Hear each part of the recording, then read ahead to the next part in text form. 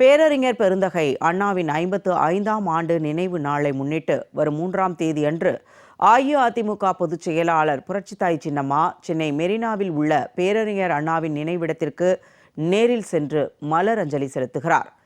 அஇஅதிமுக பொதுச் செயலாளரின் முகாம் அலுவலகம் வெளியிட்டுள்ள செய்திக்குறிப்பில், தென்னாட்டு பெர்னாட் ஷா என்று அனைவராலும் அன்போடு அழைக்கப்பட்ட பேரறிஞர் பெருந்தகை அண்ணா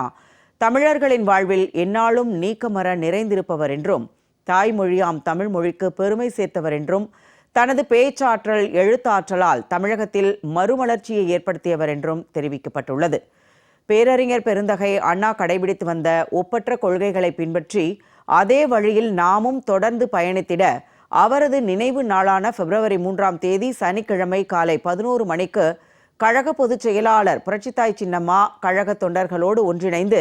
சென்னை மெரினா கடற்கரையில் உள்ள பேரறிஞர் அண்ணாவின் நினைவிடத்தில் மலர் அஞ்சலி செலுத்தி உறுதிமொழி ஏற்க இருப்பதாக குறிப்பிடப்பட்டுள்ளது.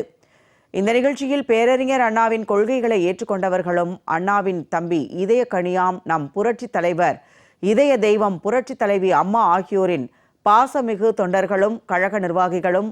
பெண்களும், இளம் சமுதாயத்தினர் மற்றும் பொதுமக்களும் ஜாதி மத பேதமின்றி ஒருதாய் வயிற்று பிள்ளைகளாக அனைவரும் கலந்து கொள்ள வேண்டும் என கேட்டுக்கொள்ளப்பட்டுள்ளது.